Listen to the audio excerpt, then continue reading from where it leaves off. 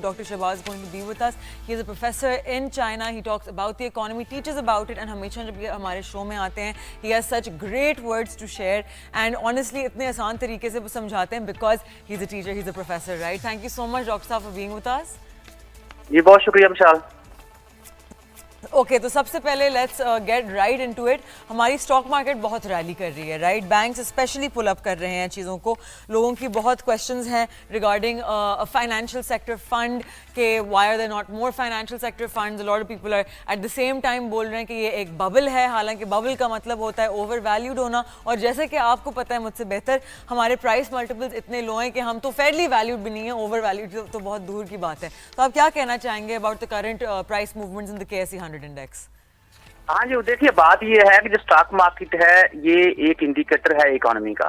तो हम सारी इकोनॉमी को इसके ऊपर डिपेंड नहीं कर सकते, ना हम इकोनॉमी को मैच कर सकते हैं कि एक तरफ आपका स्टॉक मार्केट जो है वो बूस्ट कर रहा है और दूसरी तरफ आपके जो बाकी इकोनॉमिक इंडिकेटर्स, हाँ उसमें इंप्रूवमेंट तो आ रही है, लेकिन जिस स्पीड से आपका स्टॉक मार्केट बूस्ट कर रहा है उस स्पीड से उनमें इंप्रूवमेंट नहीं आ रही। तो हमारी स्टॉक मार्केट जो है उस तरह से 100% लिंक नहीं है इकोनॉमी के अंदर, इकोनॉमी के साथ। मैं आपको एक छोटी सी एग्जांपल देता हूँ कि हमारी स्टॉक मार्केट जो है, आई वाज इन कराची इन 2007, तो मैं स्टूडेंट था उस वक्त एमफिल का।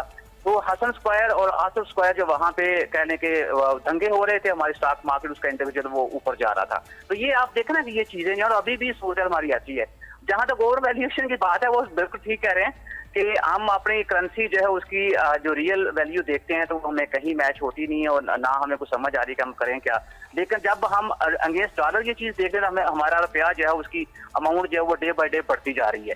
तो चीजों को मेरे ख्याल में हमें मैच करने की जरूरत है। और आज मैं IMF का एक पढ़ रहा था, रिपोर्ट पढ़ रहा था, अभी उन्होंने SDPI में कहीं उनके जो एग्जीक्यूटिव डायरेक्टर थे उन्होंने बात की है कि पाकिस्तान जो है वो पहले से अच्छे तरीके से परफॉर्म कर रहा है, लेकिन फिर भी जो हमारे इर्द गिर्द वो तजारती माहौल है, जंगी माहौल जो है वो, अब मुल्क के अंदर जो टेररिस्ट एक्टिविटीज दोबारा से इन्होंने जन्म लेना शुरू कर दिया है। तो इसके ऊपर काबू पाने की जरूरत है। और स्टॉक मार्केट के ऊपर हम डिपेंड तब करेंगे जब हमारी इकोनॉमी या हम ये देखेंगे कि जो मिसिंग लिंक्स थे हमारी स्टॉक मार्केट और पाकिस्तानी इकोनॉमी के दरमियान उनको हम फिल नहीं करते। और उसके लिए देखें हम बारहा ये बात कर चुके हैं कि आपको कॉम्प्रिहेंसिव किस्म की इकोनॉमिक रिफॉर्म्स की जरूरत है। जब तक आप वो अमल प्रैक्टिकली और ऑनेस्टली तरीके से पूरा नहीं करेंगे, मेरा नहीं ख्याल कि आप स्टॉक मार्केट के जो प्योर बेनिफिट्स हैं उनको आप अचीव कर पाएंगे। 100% कितनी सही बात की आपने। इनफैक्ट इसी के अकॉर्डिंग मैं आपसे एक सवाल करना चाह रही थी। जैसे कि आपको पता है हमारी शुगर इंडस्ट्री किस तरह से फंक्शन करती है, राइट? फेक ये लोग शॉर्टेजेस क्रिएट कर लेते हैं, होर्डिंग करते हैं। अभी इनफैक्ट शुगर की इतनी शॉर्टेज रिपोर्ट हो गई थी कि शायद कोई 5 लाख टन को इम्पोर्ट करने पड़ गए, राइट? और इनको टेंडर लेना पड़ा फॉर दैट। तो ये सोल्यूशन क्या है इस चीज़ की? क्योंकि एक्चुअली तो हमारा sugar works as kind of, आप कार्टेल ही कह लें उसे, आई गेस। तो इसकी सोल्यूशन क्या है? क्योंकि wouldn't this come under corruption? Corruption भी है, लेकिन मेरे ख्याल में हम लोग जो प्रेडिक्शंस करते हैं उसमें घपला करते हैं। मैं आज मेरा वीलॉग जो मैंने पब्लिक किया उसमें मैंने एक बात कही थी कि मैं 2016-17 में फ्रांस में था, बल्कि 19 तक वहां पे रहा हूँ। जब मैंने घर ली जाना तो मैं जब नोटरी के पास गया वो साइन करने के लिए और घर को हैंडओवर करने के लिए, तो उसने मुझे कहा जी आपका जो घर है ना यहाँ पे स्लैब आ जाएगा। अब देखें मैं 2-2.5 लाख यूरो मैंने पे किया, तो मैं एक थोड़ा सा टेंस हो गया। तो उसने हंस के उसने कहा तुम्हें इतना ही परेशान होने की जरूरत नहीं है, ये जो सैलाब है ये 99 ईयर्स के बाद आएगा।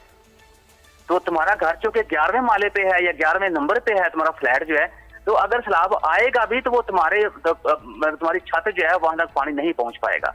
तो मेरे बात करने का मकसद यहाँ पे ये है कि देखें वो 100 साल की प्रेडिक्शन करके बैठे हुए हैं और कोई सेल परचेज की बात होती है तो वो ईमानदारी से बताना अपना फर्ज समझते हैं। आप हर साल प्रेडिक्शन करते हैं, हर साल आप चीनी जो उसको एक्सपोर्ट करते हैं, हर साल आप चीनी इंपोर्ट भी करते हैं, हर साल आपकी शॉर्टेज भी क्रिएट हो जाती है। तो मुझे बताएं ये पॉलिसी मेकर जो है ये क्या कर रहे हैं? अभी आपने क्या 140 की चीनी थी, ठीक है, वो बढ़ते बढ़ते 195 पे चली गई। मेरे डस्का में 200 रुपए फी किलो चीनी फरोख्त हो रही है।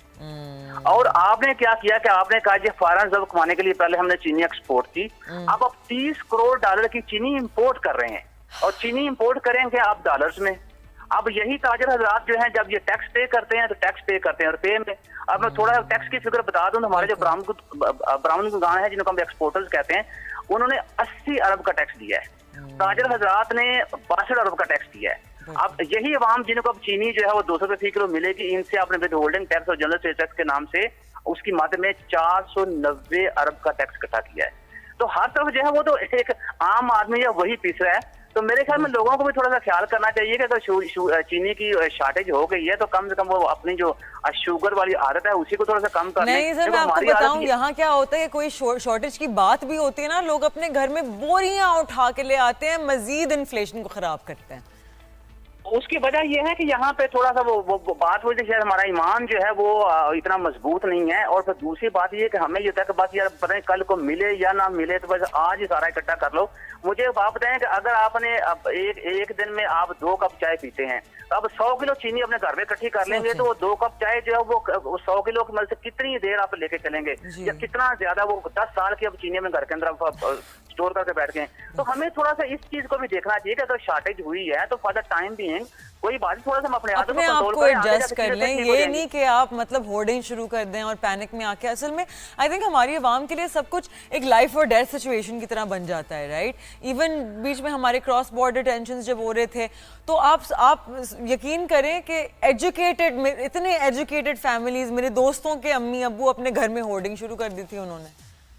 आप देखें ना, हमारा एक प्रोग्राम हुआ था जिसमें आपने मुझे एक क्वेश्चन पूछा था कि जंग अगर 2 साल रहती तो मैंने आपको जवाब दिया था कि जंगें इतनी लंबी नहीं होती, ये हार्डली महीना 2 महीने होगी। और हाँ, जो बात एक है वो करने वाली ये कि जंग छोटी हो या बड़ी हो उसके साथ जो बुरे ही आते हैं। तो देखें वक्त के साथ साथ चीजें सेटल डाउन होना शुरू हो गई तो हमें पता नहीं वो किस चीज की वो फिक्र होती है, तो हम जो चीजों को होल्ड करना शुरू करते हैं, पता नहीं कल अपने मर जाना है, आज ही सारा खा लें। तो हमें भी थोड़ा सा मेरे ख्याल में अपनी आदत जो है ना उसको चेंज करना पड़ेगा और चेंज करना चाहिए 100%। तो अभी हमारी रेमिटेंसेस इस साल जिस तरह से आपको पता है रिकॉर्ड रेमिटेंसेस आई हैं, $38 बिलियन एस्टिमेटेड, राइट। लेकिन ये मतलब कोई productive value added to the economy नहीं है। ये तो सिर्फ वो लोग हैं जो अपने प्यारों को वापस पैसे भेज रहे हैं या इन्वेस्ट करना चाहते हैं, शायद कुछ लोग अपने मुल्क में या अपनी फैमिलीज को पैसे भेज रहे हैं खर्चे के लिए, राइट। तो ये कोई प्रोडक्टिव वैल्यू नहीं है। हम इतना फोकस डाल रहे हैं रेमिटेंसेस पे और कि जी रेमिटेंसेस स्ट्रॉन्ग है और ये एक लाइफ लाइन बन गई है, हालांकि हमारे एक्सपोर्ट्स अभी तक इतने निगलेक्ट हुए हुए हैं। तो ये प्रायोरिटीज कुछ टेढ़ी नहीं है अभी।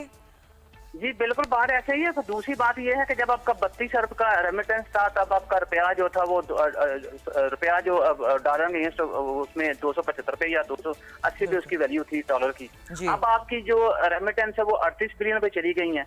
तो इसका इफेक्ट जो है वो डॉलर की प्राइस को पड़ना चाहिए था, लेकिन क्या हुआ है कि आपकी रेमिटेंस भी बढ़ती जा रही है और बड़े फखर से हम बता रहे हैं कि 38 बिलियन डॉलर पे हम चले गए। उधर से आप देखें कि आपका रुपया जो अगेंस्ट डॉलर वो 280 रुपए से भी ऊपर उसकी वैल्यू चली गई है। तो देखें ना कुछ मिस तो है इकोनॉमी के अंदर जिसको शायद हम देखना नहीं चाह रहे या हम देख नहीं पा रहे। अच्छा, दूसरी बात अब ये है कि ये फॉरेन रेमिटेंस जो है ये इससे भी ज्यादा इसका वॉल्यूम बढ़ सकता है अगर हम हमारे चैनल्स हैं उनको थोड़ा सा सेट करें। अब मसला ये हो रहा है पाकिस्तान में कोई बंदा अगर पैसे मंगवा रहा है तो उसको कहीं बहुत सारी जगहों पे जवाब देना पड़ता है। हालांकि प्राइम मिनिस्टर साहब ने ये कहा है कि अगर आप 1 लाख का रेमिटेंस आप मंगवा रहे हैं तो उसका सोर्स ऑफ इनकम आपको शो करने की जरूरत नहीं है। और यहाँ पे जनाबे वाला ये हाल है कि अगर मेरा $500 कहीं से आ रहा है बाहर रिसर्च कंसल्टेंसी की फॉर्म में या बुक पब्लिशिंग की फॉर्म में या मैंने कोई स्टूडेंट सुपरवाइज किया ऑनलाइन फॉर्म, तो उसके लिए मुझे 6 कॉल्स आती हैं और 6 दफा मुझे जवाब देना पड़ता है। तो ये भी हमने जो हमने सिनेरियो बनाया ना इसको मेरे ख्याल में हमें थोड़ा सा वो ट्रांसपेरेंट करना चाहिए। और आपको पता है कि ये मैं ओपनली बात कर रहा हूँ कि ब्लैकमेलिंग हो रही है उन लोगों के साथ जो ओवरसीज काम कर रहे हैं और अपने फैमिलीज की जुदाई बर्दाश्त कर रहे हैं, अपने मुल्क की जुदाई बर्दाश्त कर रहे हैं, उसके बाद दिन रात वहाँ पे काम कर रहे हैं, उसके बावजूद वो पैसा भेज रहे हैं तो उनको उस पैसे के लिए 100 जगह पे जवाब देना पड़ता है। गवर्नमेंट ये कह रही है कि गवर्नमेंट कोशिश कर रही है कि हम रेमिटेंस जो उसको इंकरेज करें, जो ओवरसीज लोग काम कर रहे हैं वो पैसा मुल्क के वापस भेजें। और यहाँ से चीजें जो इस तरह इस माहौल में क्या होगा कि लोग डिस्करेज होंगे। और अब मैं आगे अगर खुल के बात करूं तो इसका मतलब ये गवर्नमेंट ने जो पॉलिसीज अडॉप्ट की हैं, पॉलिसीज को ट्रांसपेरेंट तरीके से अगर लोग उसके अंदर रह के काम करें तो ठीक है, वरना आप शैडो इकोनॉमी को इंकरेज कर रहे हैं। बिल्कुल, बेसिकली आपने इतनी चीजें ऐड कर दी हैं फॉर्मल इकोनॉमी में कि लोग ना चाहते हुए भी कह रहे हैं कि हमें सर्वाइवल के लिए ग्रे इकोनॉमी की तरफ जाना पड़ रहा है ताकि हमारी बिजनेस सर्वाइव करें, हमारी मतलब लिविंग स्टैंडर्ड हमारा इतना फ़र्क ना हो उस चीज़ में। इनफैक्ट हमारे शो में बहुत ये बिजनेस साइड के रिप्रेजेंटेटिव्स आते हैं और वो लोग यही बात करते हैं कि हम स्पेशली जब अपनी इंडस्ट्री या सेक्टर वाइज कंपनीज़ को इनकरेज करते हैं कि आप लोग अपनी चीज़ें फॉर्मलाइज करें और फॉर्मल इकोनॉमी का हिस्सा बने, तो सबसे बड़ा डाउन पॉइंट यही होता है कि वो बंदा कहता है कि भाई हम अगर आना भी चाहें तो हम तरह से आए, टैक्सेशन इतनी ज्यादा है। हाँ नहीं, वो टैक्सेशन वो देखें वो तो होगा ही। उसकी वजह ये है कि जब आपको पता है आपके मुल्क पर ऑलमोस्ट 75,000 अरब का कर्जा है। बिल्कुल, जिसमें तकरीबन 20+ अरब जो है वो आपका फॉरेन और बाकी सारा आपका लोकल कर्जा है। अब कर्जा आपने इतना ज्यादा लेके खा लिया है, कर्जा वापस तो लोग करेंगे ना। अब लोगों से कर्जा वापस कैसे लिया जाएगा? जैसे अभी मैंने आपसे बात की कि गरीब आवाम से जो बिजली सार्फिंग है उनसे विद होल्डिंग टैक्स और जनरल सेल्स टैक्स के नाम के ऊपर 490 अरब रुपया आपने टैक्स की माध्यम में जमा किया है। अब ये 490 रुपए जब टैक्स की माध्यम में आपने जमा किया, ये मल्टीपल होकर जब महंगाई की फॉर्म में लोगों पर आएगा तो क्या उसकी सूरत होगी? मैं पिछले आज से 4 माह पहले मैं अपने दर्जी को एक ही मेरा दर्जी को 8-10 साल से उसी के पास काम कपड़े अपने वगैरह बनवा रहा हूँ, तो उसने 1750 रुपये मुझसे लिए फीस सूट सिलाई। इस दफा मैं जब गया तो उसने 2000 ले लिया मुझसे। मैंने कहा क्या हो गया? कहता भाई ठीक है, अब गवर्नमेंट जो चीजें महंगी कर रही है, टैक्स महंगा लगा रहे हैं, तो हमने भी तो आप लोगों से पूरा करना है। तो ये तो एक छोटी सी मैं आपको एग्जांपल दे रहा हूं, बाकी अब तो इसको देखें तो बड़े लेवल के ऊपर चीजें वो कैसे हो रही हैं। और जहाँ करप्शन की जो करप्शन है वो ना पहले क्या होता है, ये बात के हम हजारों में करप्शन, अब मैं आपसे डिमांड करता था उसको तो लाखों में आ गई, बट अब करोड़ों में बात चली गई है। तो ये सारी चीजें मिलके, ये जो मिसिंग लिंक्स हैं, ये सारी चीजें मिलके तो इकोनॉमी को नुकसान पहुंचा रहे हैं। तो क्या इसका बाकी लोगों को नहीं पता? जो अपर लेवल, मैं एक नाचीज छोटा सा स्टूडेंट हूँ, मुझे अगर इन चीजों का पता है, जो अपर लाड काम कर रही है, गवर्नमेंट मशीनरी के अंदर लोग काम कर रहे हैं, उनको ये सारी चीजों का नहीं पता, सबको पता है। डेफिनेटली। अच्छा, तो जो हमारी जो टूरिज्म इंडस्ट्री है उसकी estimated value is north of $25 billion, right? तो अब अगर हम बात करें, मैं आपको एक छोटा सा एग्जांपल देती हूँ। आप यूरोप में जाके कोई नॉर्मल से एरिया में कि कोई लेक फ्रंट रिजॉर्ट ये वो, वहाँ पहुँचना इतना आसान है, वहाँ आपकी ज़िंदगी थ्रेट नहीं होती, वहाँ बिजली के मसले नहीं हैं, गर्म पानी के मसले नहीं हैं, वहाँ आपको ऑफ रोडिंग नहीं करनी पड़ती पहुँचने के लिए, चाहे आपका व्यू इतना अच्छा ना हो जितनी हमारे पास खूबसूरती है। वाकई दुनिया में बहुत कम जगह हैं ऐसी, शायद स्विट्ज़रलैंड और इंडिया का कश्मीर ही कंपेयर कर सकता है जितनी खूबसूरती है हमारे मुल्क में, लेकिन वो चीज़ यूटिलाइज़ नहीं हो रही क्योंकि हमारा इंफ्रास्ट्रक्चर नहीं है। तो टूरिज्म तो एक बहुत ह्यूज इंडस्ट्री है ग्लोबली, और पाकिस्तान को इस चीज़ में हिस्सा लेना चाहिए था, लेकिन हम नहीं मैच कर पाते क्योंकि हमारा इंफ्रास्ट्रक्चर नहीं है। उसकी वजह यह है कि हम टूरिज्म इंडस्ट्री से पैसा कमाना ही नहीं चाहते। आप केपीके में चले गए, आपको इतने अच्छे अच्छे नेचुरल सीन्स मिलेंगे कि बंदा देख के बंदे की अकल जो है दंग रह जाती है। मैं ये केपीके में स्वात का मैंने वो जो विजिट किया, तो वहाँ पे मुझे एक जो वो क्या उसको कहते हैं, एयर चेयर कहते हैं इसको, जो आपको लिंक करती है, तो वो मैं मतलब वहाँ लोकल लोगों ने कहते साहब हमने वो पीटर इंजन लगा के ये हमने किया हुआ है। तो मैंने कहा इसका किराया कितना है? कहता सर 20 रुपए। मैं कितने देहात जो इसका लिंक है, कहते कि जिस दिन ये चेयर लिफ्ट जो है ये नहीं चलेगी, 20 देहात का आपस में जो कनेक्शन है वो खत्म हो जाएगा। और आप सोचें, इस चीज़ का मतलब एक जुगाड़ी तरीके से एक चीज़ लोकल्स ने खुद से अपना इनिशिएटिव लिया कि हमने बनानी है, वो चीज़ कितनी अनसेफ होगी, वो चीज़ कितनी अनसेफ होगी, कितनी सेफ्टी कंसर्न्स होंगी, और कितने लोग अपनी जानें रिस्क कर रहे हैं क्योंकि ये चीज़ आपका मुल्क नहीं कर रहा खुद से। उसमें बड़ी मजे की बात आप देखें ना कि वो अपनी जान को रिस्क में भी डाल रहे हैं, साथ में 20 रुपए भी दे रहे हैं, पैसे दे के अपनी जान को रिस्क में डाल रहे हैं। अच्छा, इसके आप पैरेलल उसमें आ जाए, बुर्सा इसका शहर है टर्की का, बड़ा ही खूबसूरत शहर है, ठीक है जी। यकीन करें मैं वहाँ जो चेयर लिफ्ट की क्वालिटी थी ना, मैं वो देख के परेशान हो गया, हैरान भी हो गया। और उसको छोड़ दें, टर्की तो डेवलप कंट्री, उसको छोड़ दें, अब नेपाल चले गए जी, जो छोटा सा मुल्क है, वहाँ जहाँ पे इतनी क्वालिटी के चेयर लिफ्ट हैं कि लोकल लोगों को प्राइवेट पब्लिक पार्टनरशिप के थ्रू उन्होंने सारा सिस्टम जो खड़ा किया हुआ है। क्या ये चीज हम नहीं कर सकते?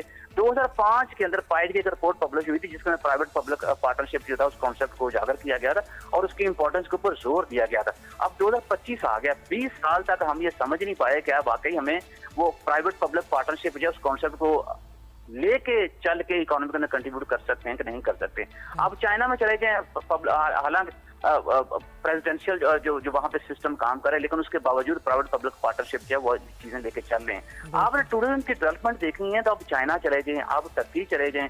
हम वैसे जो कहते हैं हमारी चाइना से दोस्ती जो है वो हिमालय से ऊंची और शहर से मीठी है, भाई उस ऊंचाई का कुछ थोड़ा सा फायदा आप भी उठा लें, उस मिठास का कुछ थोड़ा सा फायदा आप भी उठा लें। तो मेरा जो क्लेम है वो ठीक है कि हम टूरिज्म प्रमोट करना ही नहीं चाहते, उसकी वजह आप उन एरियाज में जाके चले जाएं।